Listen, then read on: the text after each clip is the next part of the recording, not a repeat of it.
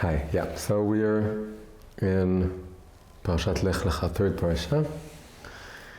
And our starting point today is a short Torah from a book called Hayom Yom. So Hayom Yom is a small book that was edited by the Lubavitcher Rebbe before he was the Lubavitcher Rebbe, when he was just a son-in-law of the previous Lubavitcher Rebbe. And he took the many sayings that he would use to repeat, and he divided them across all the days of the year. So he made a book that for every day of a leap year, so it's full year, including all the months, that every day has a short Torah, short something to think about. And then the Torah for Gimel Cheshvan, if I'm not mistaken, which in that year was Lech Lecha, went like this. Very simple, but that's our springing board for this week's tour of the inner dimension of the parasha. So he says like this, says Parashat Bereshit started out very well, the world was created, everything was good, but then gradually things become worse until it ends up being very bad. And we always feel this when we read Bereshit. Starts out amazing, everything is very optimistic, and the world is created, everything is fresh. And then by the time we reach the end of the parasha, Hashem regrets having created everything, and he wants to wipe everything away with the flood. And then the second parasha, Noach, it says, deals with something very bad, very tragic, very terrible, which is the flood. But it ends with a happy note, because Avraham is born. And then Lech Lecha, finally, is the first parasha to be all good, because every day we're living with Avraham Avinu. That's the phrase that he uses. We're walking with Avraham, and he instills within us his spirit of Mesirut Nefesh, his willingness to give up his life if needed in order to tell the world about Hashem. And welcome. Hey! Brought 2 cups of water. So, do you want some water also? No, okay. Good. Oh yeah? Okay, I was going to use that cup. So, welcome. So we were just saying that in the Yom Yom for Gimel Cheshvan, it says that Parashat Bereshit starts good, but ends with has a bad ending, because Hashem wants to do the flood, and then Parashat Noach starts with the flood, but ends on a happy note because Avraham Avinu is born. And then Lech Lecha, the third parasha, starts good, and every day we live with Avraham Avinu, and how he was willing to do everything to tell the world about Hashem and about God. So now, just taking this small idea that there's something about the third parasha that combines elements from the first 2 parashot, and specifically that the first parasha starts well but ends badly, and the second parasha starts badly but ends well, then that reminded me and reminds a lot of people who sort of went into this stuff of one of the most famous and basic and very old, very traditional differences or definitions for what a tragedy and a comedy are. So we think today that tragedy is something sad, and comedy is something happy, and we think about the 2 masks, the laughing mask and the crying mask. And that's the universal symbol of comedy and tragedy. But one of the most fundamental and more abstract definitions, and traditional definition, does not necessarily talk about sad or happy, because that's too shallow. It says that the definition of a tragedy is that it starts good but ends bad, and the definition of a comedy is that it starts bad but ends good. That was one of the definitions. So the tragedy tells about someone whose life is an important person usually, and he has a status, and he has a lot of things going for him, and then for some reason or other, whether it's an internal flaw or something tragic in the world, but something is a turning point, and he deteriorates, and it ends badly, otherwise it wouldn't be a tragedy. And a comedy is about someone who, at the very early stage, something goes wrong, there's a complication, and then there's a misunderstanding, and maybe there's errors, and maybe there's it's taken for someone else, there's a problem, but at the end it's all solved. So in this sense we can think that maybe Bereshit is a little bit of a tragedy, and Parashat Noach is a little bit of a comedy, and Parashat Lech Lecha is somehow a combination of both. That in some way it starts like a tragedy, but in a good sense, because it starts good. But it ends like a comedy, obviously also in a good sense. But that's not a comedy. A comedy is to start bad. Noach is a comedy according to this definition. So that's the first thing so basically what we want to do this evening is we want to take a deep look at the three parashot, and especially Lech Lecha, and try to see them in this light, to think about what really is a tragedy and a comedy. What does it mean in a more deeper level? Also what it means in our lives, what happens when we perceive our lives as tragic, or as the opposite of tragic, as comical. What does it mean? And why does the culture is obsessed with these two genres? Why do people love tragedies? Why do people love comedies? And why is Lech Lecha, it may be a combination of both of them. So we started with this definition, which really goes along with this Torah from the Yom Yom. But there is another definition for what a comedy and a tragedy are, and what the difference is. And this comes from a very famous book by Aristotle. Aristotle wrote a book called The Poetics. And the whole book, the original book, was supposed to cover both tragedies and comedies, and he was supposed to analyze what each of them stands for and how they're structured and so on. But we end up only having the part about tragedy. That's all we have. And the second part about comedy was lost. So it had a tragic ending. The part of the comedy had a tragic ending. It was lost. And the tragedy had a good ending. It was saved. But we can see a little bit about what he wanted to say about comedy. So what's his definition? He's not stressing the idea of how it starts and how it finishes.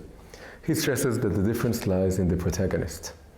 And he says this. He says a tragedy is about a great man. It's always about a great man. It's not just any kind of fellow. It's someone who's great, who's important, who's wise, who's above the average, who's far above everyone else. He's a king or a hero or a warrior or a nobleman. And he also aspires to great things. He doesn't want to keep things as they are. He challenges fate. He challenges the gods. He does something that he tries to break free of the mold of this world, and of what fate is supposed to take him down the road that fate is going to take him, but he fails. But it's part of the tragedy. It's not just by accident that it's about a great man. Greatness, there's something about greatness that leads to this kind of a tragedy, because you can't beat fate, and you can't challenge fate, and you can't win over nature.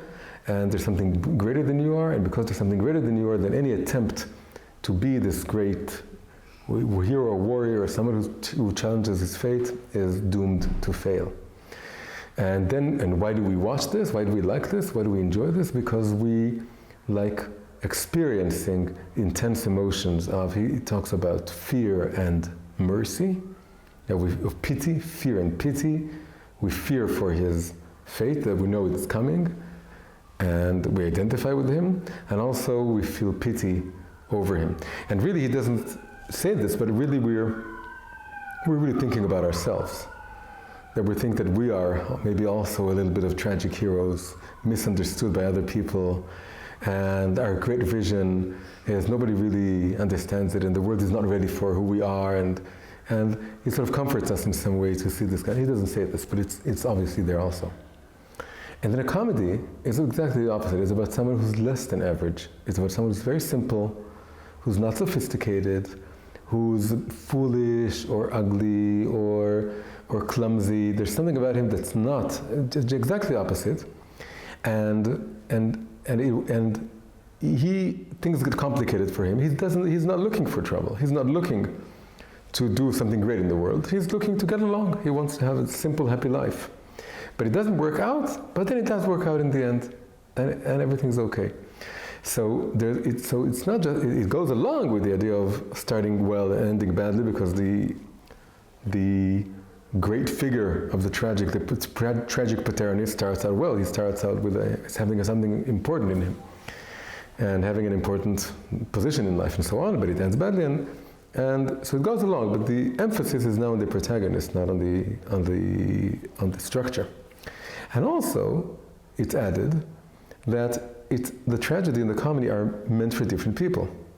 The tragedy doesn't just talk about great figures, it talks to the higher level of society. It talks to the intelligentsia, to the people who are sophisticated, who are well-read, it's higher language.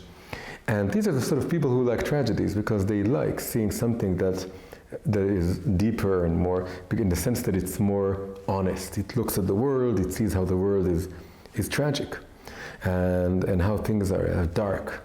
There's a dark element to the world and there are dark fates and so on. But the comedy doesn't just talk about a simple person. It talks to simple people also. It goes to the simple, it's populist. It talks to the everyman, everyday, who just wants some entertainment. It's basically entertainment, it's not art. And this duality is playing out in all of history. And we see it today also. We see there's something called the Hollywood ending. Hollywood ending this is a mass industry, it goes for most people, needs to make money, and it doesn't like tragedies very much. There are hardly any tragedies in Hollywood. It's not a Hollywood ending. Hollywood ending is when the hero gets the girl and the villain gets punished and everything is okay. And it's basically a comedy. It's basically a comedy, even when it's a bit more serious. And then you have art house movies, and art house movies, they're more lower budget and it's alternative and they don't screen at the usual, it's more the sophisticated sort of cinematheque. Now very interestingly, we live in Jerusalem, and Jerusalem we see it as the heart of the world. And so in many ways it symbolizes something significant about, I usually say this about that the Hebrew University is split into humanities and sciences, two different parts of the city. It symbolizes how the academic world is split. But there's another very symbolic thing about Jerusalem, which is, where is the art house cinema? That's the Cinematheque. Where is it located? It's located in a place called Gei Ben Hinnom. And Gei Ben Hinnom is the origin of the word Gehenom, which means hell. It was considered to be the opening of where hell is. And also in that place, in Gei Ben Hinnom, which is right below Emek Refaim, which also has to do with ghosts. And it's all this tragic atmosphere surrounding this place, because why? In the Cinematheque, people like to watch tragedies. And in fact, they would even say that if a serious movie or play or book or whatever, if it ends up suddenly having a happy ending, it seems like a cop-out. It seems like you didn't go all the way with what you should have done. And also in Gei Ben Hinnom, there was the Molech cult. The Molech cult in the Tanakh are people who used to sacrifice their children or to do rites of passage, very frightening rites of passage, to basically initiate the child into a tragic world. That the world is very hard and tough, so you need fire. And the children would scream and they would be drumming to drown out the screaming of the children. And that's the origin of another word for hell in Hebrew, which is Tofet. Tofet and Gehenom, the two words in Hebrew for hell. Tofet comes from tupim, from drums, and Gehenom is just a mixing, it's just a reading of the Gei Ben Hinnom, which is the place. So that's just a side note. So now, in a way, this second definition of tragedy and comedy also goes along with Bereshit and Noach in some ways. Why? Because Bereshit talks about great people. What I mean great people? First, Adam and Eve. Adam and Eve are the greatest people. They're not even real people. They're not even regular people. They don't have parents. They weren't born. They were created directly out of Hashem's hands. And that's the greatest people. And they sin and they fall. It's like a tragedy. The whole story of falling from the Garden of Eden. And then all of humanity, the first generations, they live for almost 1,000 years. They're the greatest people. And Hashem is among them, and Chanoch walks with Hashem and all this. And then so there's something about Parashat Bereshit, which also, it's not just that it starts well and ends badly, it also talks about the greatest people, the first generations, with the longest lifespans. So there's something, and And after the flood, in Noach, we see people becoming regular people. They have a regular lifespan, 120 years at the most. Noach is drinking, and even the Tower of Babel, which appears to be more a sort of tragic protagonist type of thing to do, to try and build a tower that goes all the way to heaven. In a way, it's all about celebrating humanity, not. It's to show that we as people are able to take bricks and build buildings. It's a monument to man. It's not a monument to something greater than man. So in a way, it's still part of the more comedic, so to speak, in the sense of regular people who just want to build a city and a tower, and they wanted to prevent another flood, or to make sure they see everything, or to give themselves a name or reputation. So in a sense, it also fits that the first parasha is tragic in the sense that it talks about these great souls who created the sin of the flood. And the second parasha is all about more human, regular souls who aren't as great, and they're full of... And also, after the flood ends, Hashem says, I know that man has the evil inclination in him since the moment he's born, and therefore I'll be more forgiving. I will never do another flood, because all people are just human. They have their... It's very similar to the comic character. Now, but all this is going to lead to Lech Lecha being somehow a combination. So now we have to ask, like, what is this combination? But before asking what the combination is, we should say that there is something to be said. But before this, just looking at what is the philosophy, so to speak, or the worldview that the Greeks had when they had these two types of genres. When they had, on the one hand, high art, which has to be tragic art because it talks about great people doing great things but impossible things, and then it fails, and low art, popular entertainment art.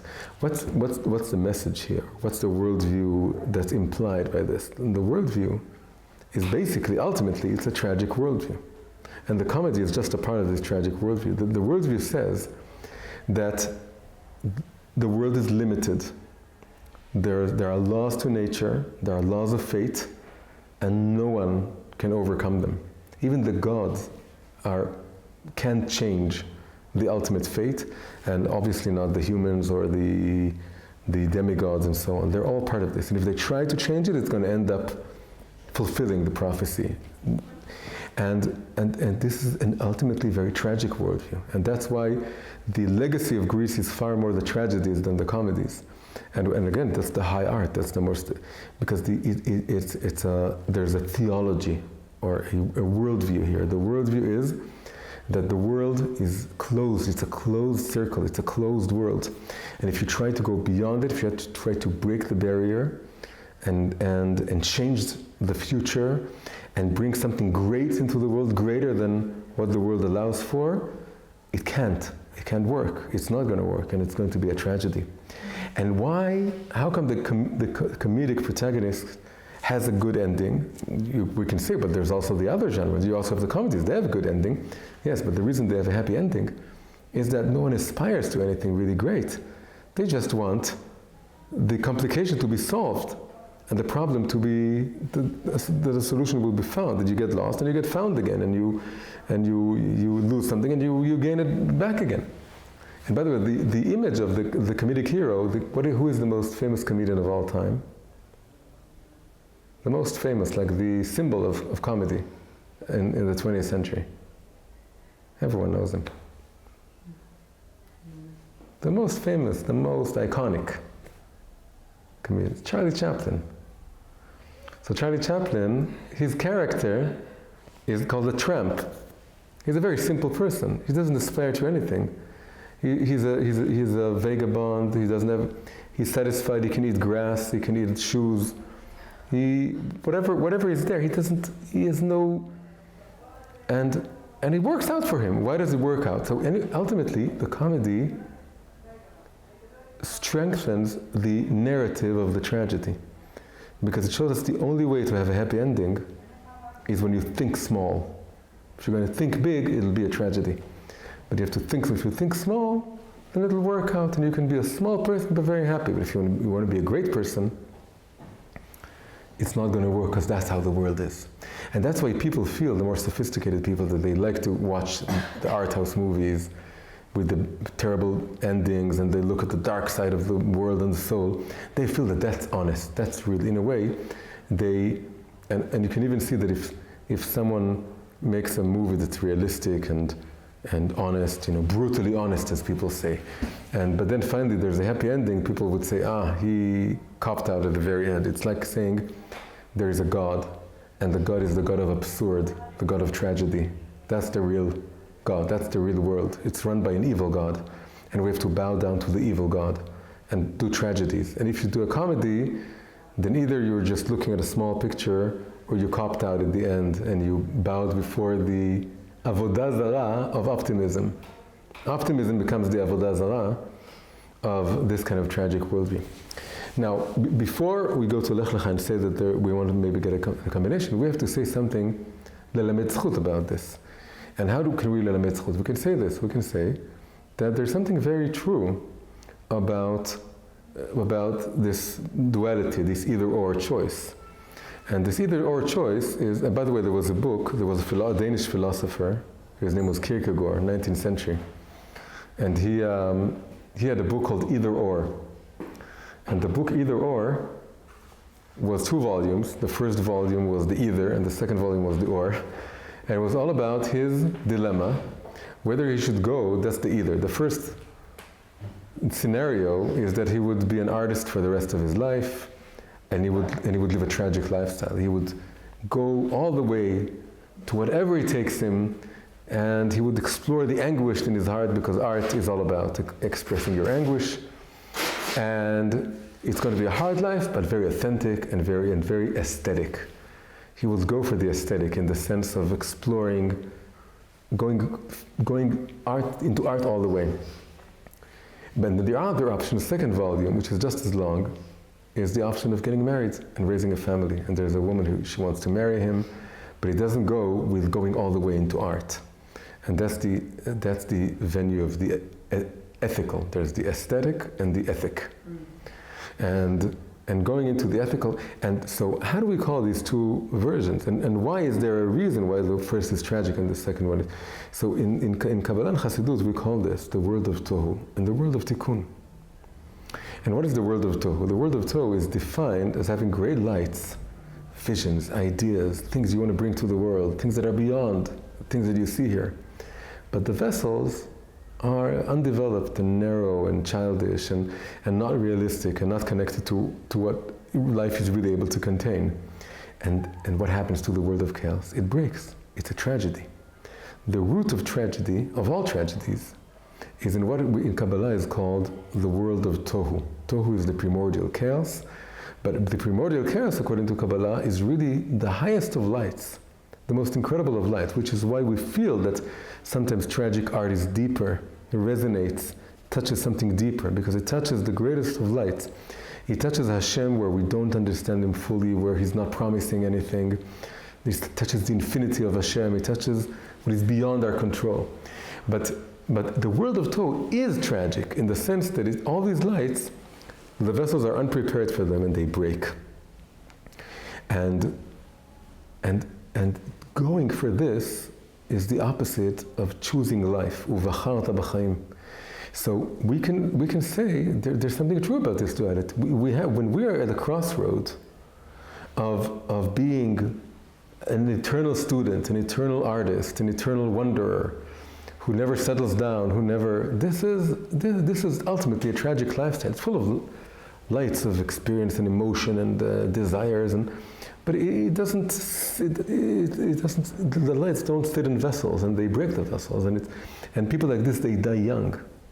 They die of overdose, they die of whatever dangerous thing they're doing, and that's what happens to them. There is something true about tragedy. If you try to go for lights that don't have vessels, you really there's something very true about this. And what you should do is you should go for the world of Tikkun. The world of Tikkun is the opposite. It has broad, steady, flexible, realistic vessels, and it means doing compromise with other people and with the world, And it goes with, again, a compromise in light. There's great vessels, but fewer lights. That's what it means. And that's what the Danish philosopher knew when he wrote either or. He says, if I'm going to get married, I will have a wife and a family and children, and it'll be the world of tikkun. The world of tikkun is rectification. It'll be a rectified world, but I won't have all the lights that I feel that are calling me as an artist. So these two versions are in many ways tohu and tikkun, and we know that we should move away from tohu and move towards tikkun. So it appears like the Torah world, or the Jewish world, or the Torah is telling us that it really is like this, and we have to choose for the comedy. We have to go for the comedy, to go for something that's realistic, and that we have to live with the mitzvot, not to die with the mitzvot. On the other hand, if you think about it, when Chazal talk about the two parashot, the two first parashot talk about the first 2,000 years of mankind, of the world and mankind. And the Chazal say that the first 2,000 years of the world, they called it Shnei Alafim Tohu. All the 2,000 years are Tohu. So that's interesting, because now we see that the first 10 generations leading up to Noach and the flood, that was Tohu, because that was a tragedy. That's the first parasha. Starts well, ends badly. That's Tohu. And in fact, it takes up more than a millennium and a half. It's about, the flood is about 1,656. And so it's more than 1,500 years. It's the majority of the 2,000 years.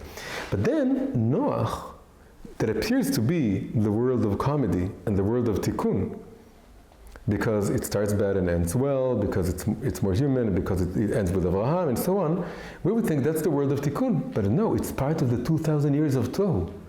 So there's a hint here that although we could say that Noach building an ark, surviving the flood, settling the world, they settled the world, they don't end up, even when they sin, then Chazal say they sinned, at least why was no one killed in the punishment for the Tower of Babel?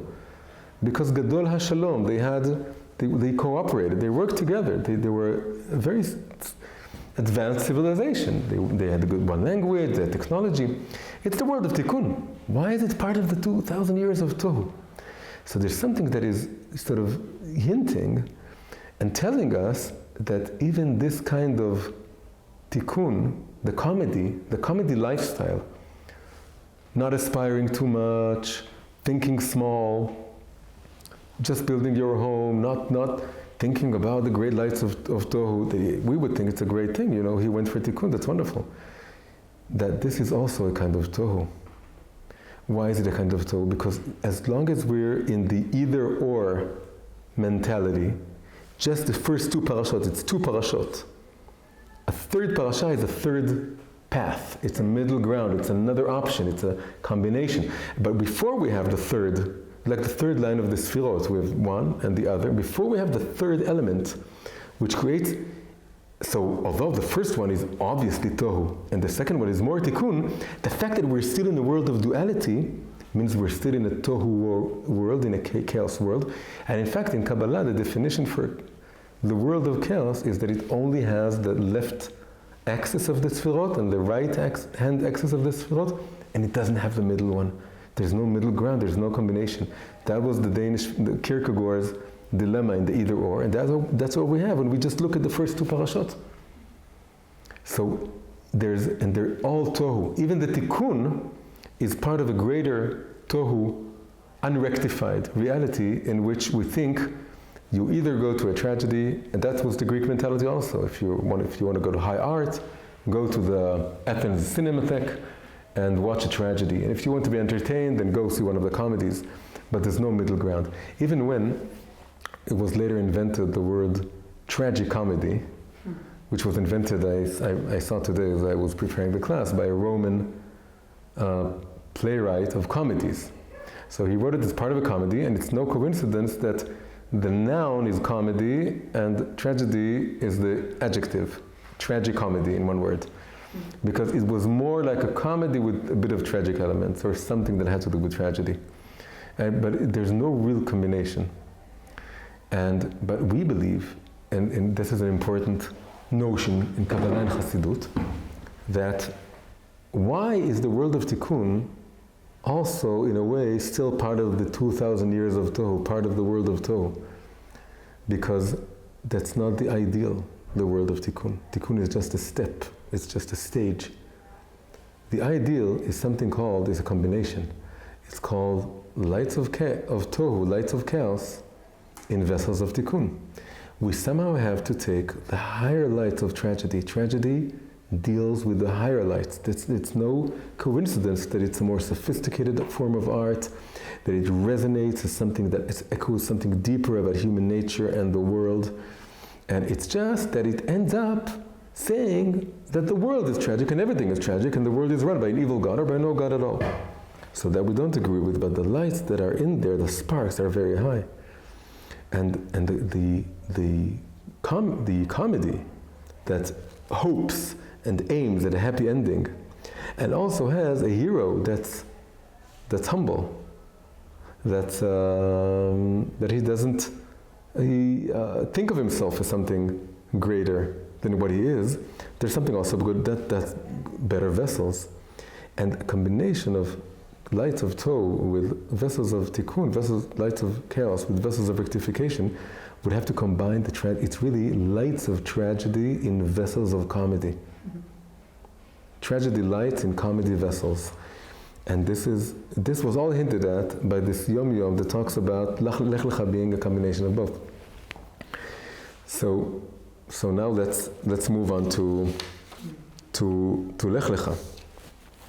We maybe just say one thing before this. One more final thing is that really, I said this a little bit before, but when the sophisticated audience goes to see a tragedy, what they really enjoy is that they're thinking of themselves. Ultimately, if you peel down the enjoyment, it's not just the fear and the pity and the catharsis and the emotions. It validates my own self-image that I'm really a tragic hero. And I'm a victim. I'm a victim of the fact that my soul is greater than this world. That I have something about me nobody can understand and appreciate, and I have to walk to my death, with this lonely, tragic halo surrounding me. And no, don't follow me, don't try to tell me, and all this. It's really, ultimately what we really worship or enjoy the tragedy. When you peel everything down, it validates my ego and my sense that I am, and when I feel that I'm a victim, that I'm a tragic hero, I forgive myself for all my flaws. I don't have to change anything. And I can be angry, I can look down at other people because I think of myself as this great tragic hero. The comedy... Not everything revolves around you. Yeah. And this is why it's so tragic, and nobody can comfort me because nobody can understand me and so on. And again, there's something deep about it, but there's also this, and this is really the heart of it. And comedy doesn't give me that. Comedy gives me someone who's very humble, who's satisfied with what he has, and it doesn't aspire to anything else. So again, now we want to combine all this. Now what happens in Lech Lecha with Avraham? So we start out with a man who, not at a young age, is told by Hashem, Lech Lecha. Now just this Lech Lecha, which means he grew up in one world, and it's words of idol worshippers. And what are the idol worshippers? What do they worship? They worship nature. Nature. In Hebrew, the word teva comes from the root of the word tabat, which is ring, a circle. Teva is, nature is circular. And there's cycles of nature, cycles of day and night, and the year, and the seasons. And you can never change that. History is bound to repeat itself. It's one big circle of eternal repetition. It's the myth of eternal repetition. It's the classical myth that is really the root of all tragedies, that the world is like one big circle.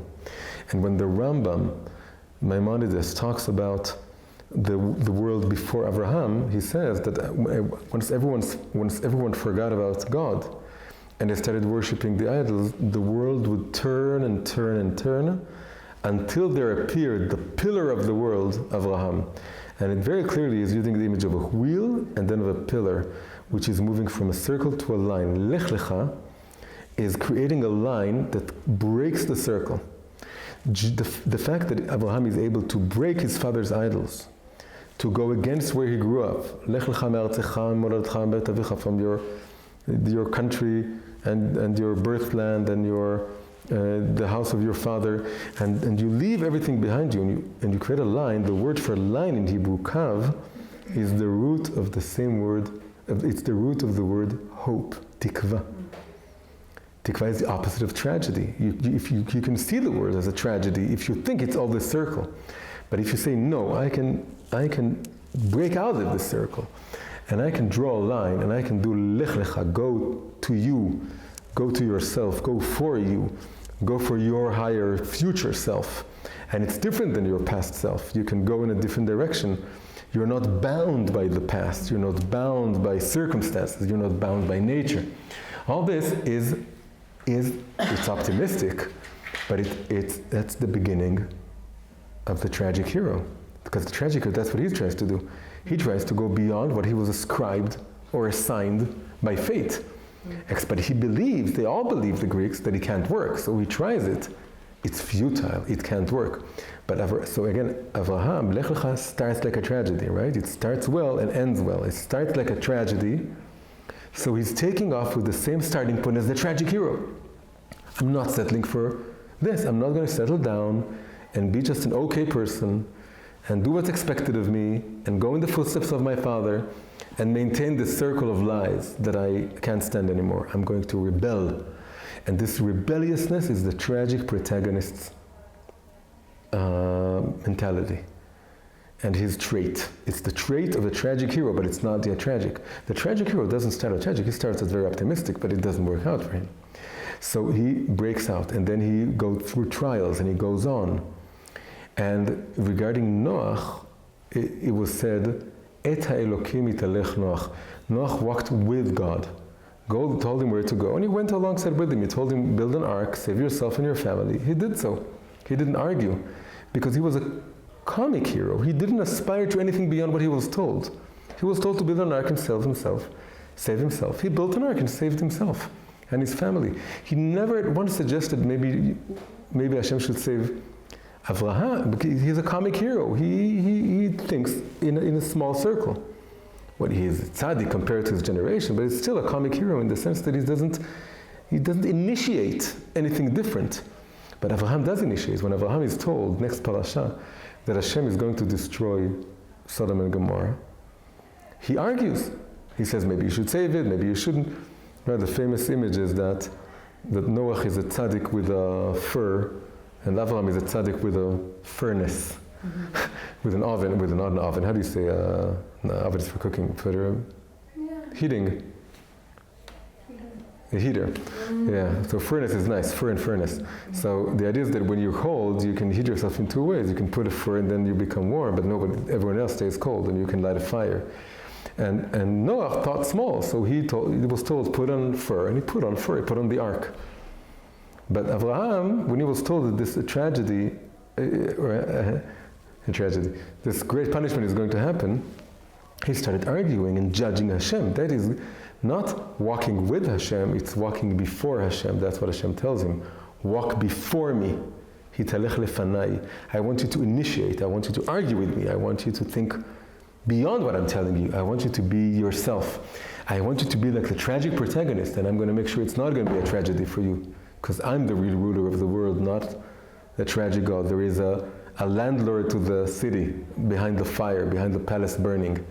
There is someone that's taking care of it. It's not the whole story about everyone seeing a palace burning and says there has to be. I don't believe this world is tragic. It can't be a tragedy. I have emunah, I have faith, but I still want. He's not the comedic hero. He's not the tramp who just wants to get by and have a small home and retire. He wants to change the world. He wants to turn the world into a world of believers, of people connected to Hashem. So he does the Lech Lecha, which is the line. He walks before Hashem. He argues with Hashem. And then the final element of this combination, that he has the ability and the aspiration to go beyond what he's prescribed in the beginning, and yet that it would lead to would end happily, not just start happily, it would end like a comedy, is in the covenant of the circumcision. Because then Hashem tells him, go out and count the stars, and we picture him coming out of the tent and looking at the stars, but Rashi gives us two very famous midrashim. One is, come out, not come out of your tent, but come out of your astrology. Stop believing the astrologers. He was himself an astrologer. And he looked at the stars and he saw that there's fate. The world is tragic. Specifically, his and Sarah's stories is tragic because the stars told him that Avram and Sarai can never have children. They're sterile forever. At least Sarai, as a couple, they're sterile. He had a son, but he's not the inheritor. And Hashem told him, get out of your astrology because there's something beyond the laws of nature. The world isn't tragic. I'm controlled. I can change your names and it will change your fate. There is a way, the line of Lech Lecha goes all the way out of the world and beyond the stars and beyond the astrology and beyond the laws of astrology is here the realistic scientific view of the time. And then the other explanation Rashi gives is that by telling him, go out and count the stars, he took Abraham outside of the world. He took him outside of the space of the world. He took him beyond space and time to a place above the stars, and he looked at the stars from above. Go out and count the stars means go out of the world and count the stars from above, and you'll see that the stars, which is nature, which is the laws of nature, that's the source of the tragic worldview, isn't the end of the story. It's just the space, but there's an infinite light beyond the space.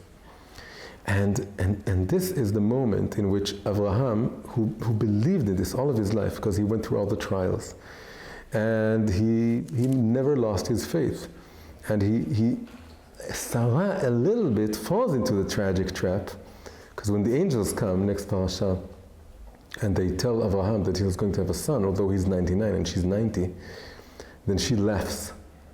But it's the bitter laugh. It's not a positive laugh. It's a bitter laugh because she laughs. She says, haha, of course it's not going to happen. She's echoing the laughter of fate, the bitter, harsh, brutal laughter of fate that tells no chance, despair. You can't do it. And so what we see in Avraham, but then she ends up realizing that it really can happen, and she also becomes a believer.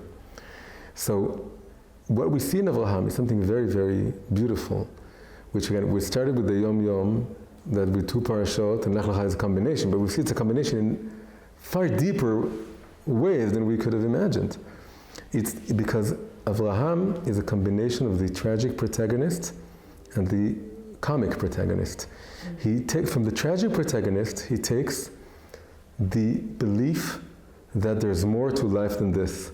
And I didn't come to this world just to settle down and be a mediocre person. I'm a soul that is rooted in the infinite light of Hashem, and I should take life very seriously. We're told about Avraham, Shu Baba Yamim, which means he was old age. He reached old age, but it also means that he came into every day and made it significant. And that's because he was in his heart, a great figure like the tragic protagonist.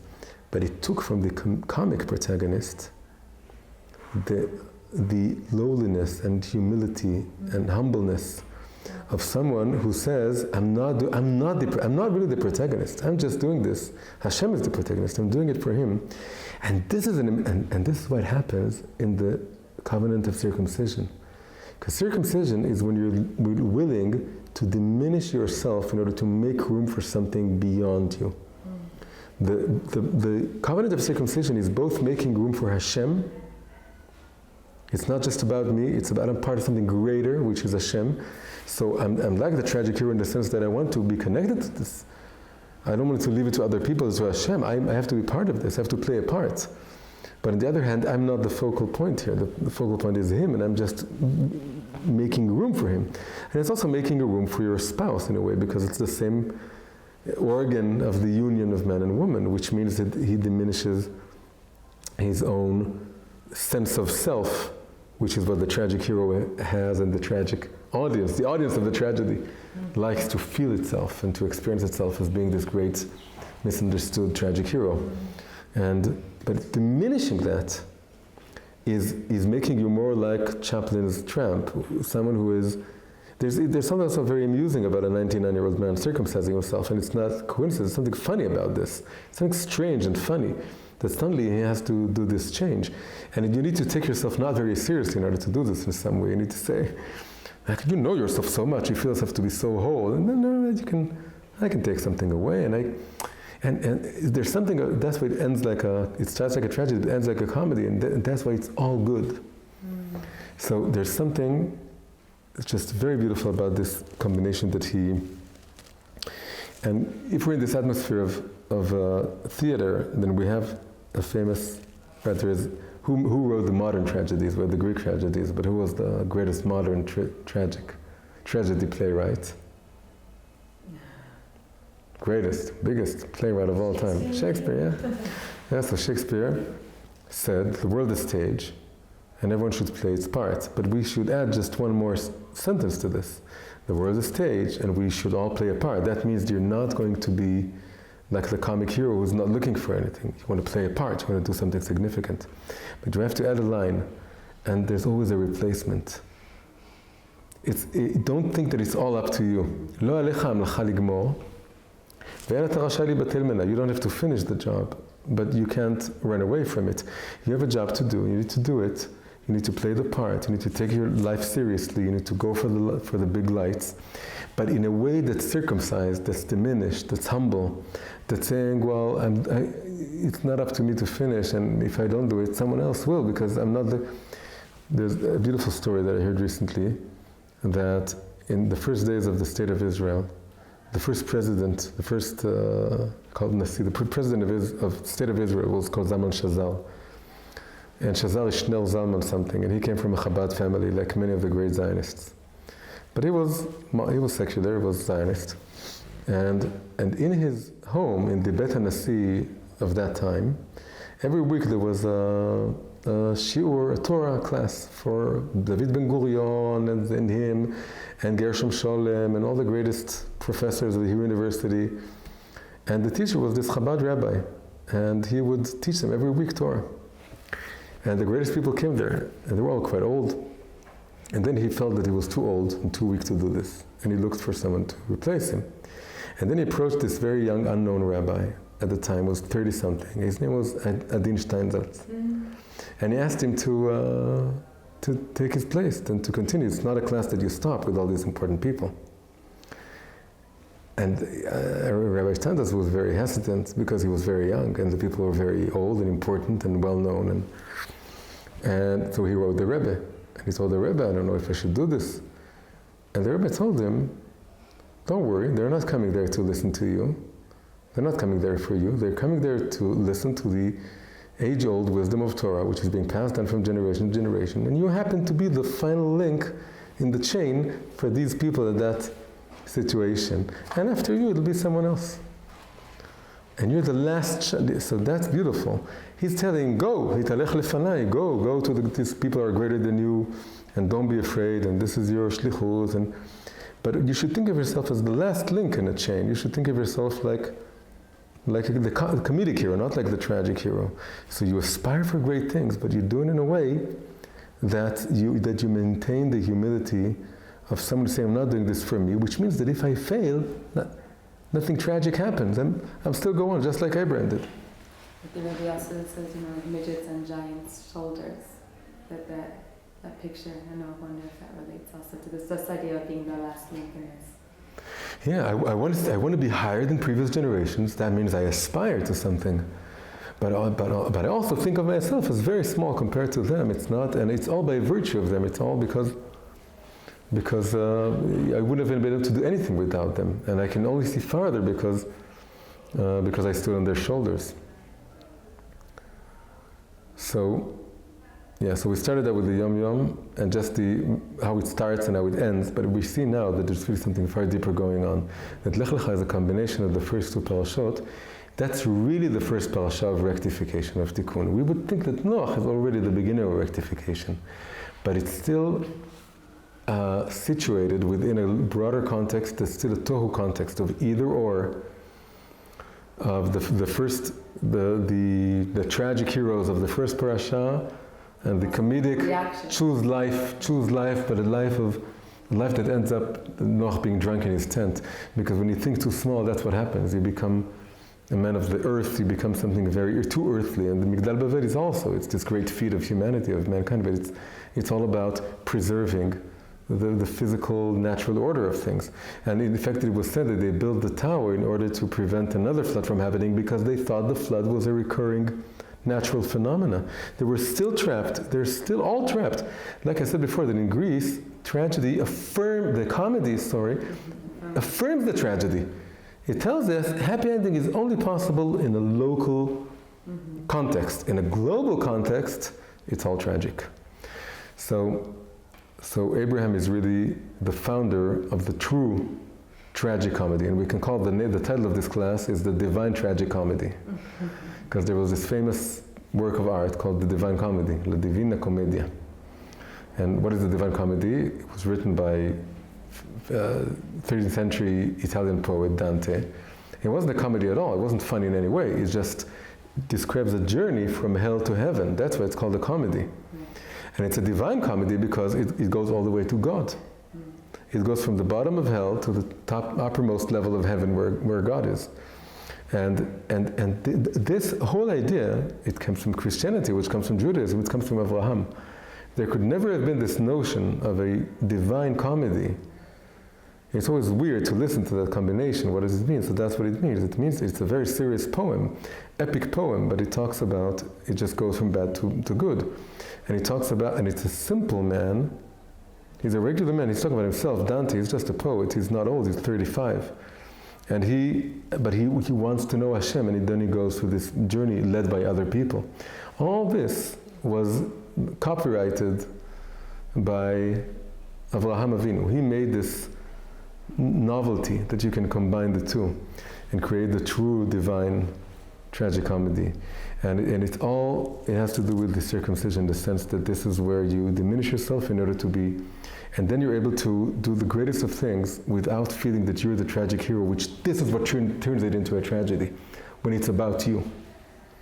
But if it's not about you, it's about Hashem, and He changes your name, and He gives you children, and He gives you everything, and you're just here trying to bring some of His light into the world, then the tragedy ends up being a comedy. It starts like tragedy and ends up a comedy.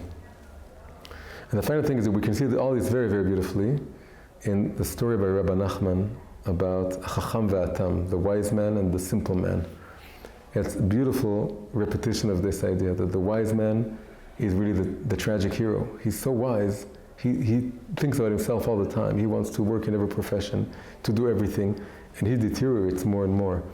But the Tam, who's willing to do the circumcision, who's willing to think of himself very in lowly terms, and he ends up gradually growing and becoming very important, and he ends up having all the wisdom of the Chacham, but in a far more rectified way.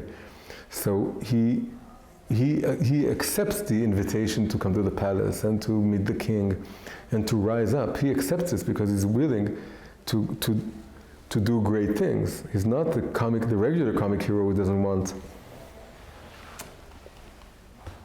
Yeah, so.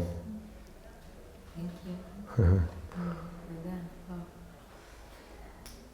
And I think also it touches the one final thing is that it's when we think about our own lives, and there are a lot of sort of junctions in life in which we see that there's one way that goes in the direction of a lot of light, a lot of excitement, a lot of freedom, but it ends up being something, we know that it leads to tragedy in the sense that it doesn't really build our lives properly. And then we have the other option, which is thinking more in smaller terms, not aspiring to too much, more connected to the vessels. Then obviously we should choose the second one because it chooses life, but we shouldn't do it in a way that we give up on all the lights of freedom. We should do it in a way because then we just become the tramp, Charlie Chaplin, and that's not what the world was created for.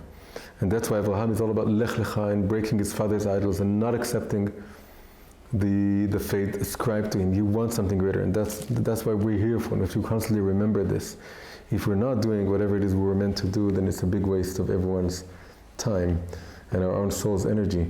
But we just have to do it in a way that it takes from the comedic hero the humility and the self-humor and the willingness to fall down and get up again happily and go on. And that is the key to taking all the great lights of our souls and turning it from a tragedy to a comedy. Thank you so much. Wow, beautiful. So that's our shiur for Lech Lecha. Mm.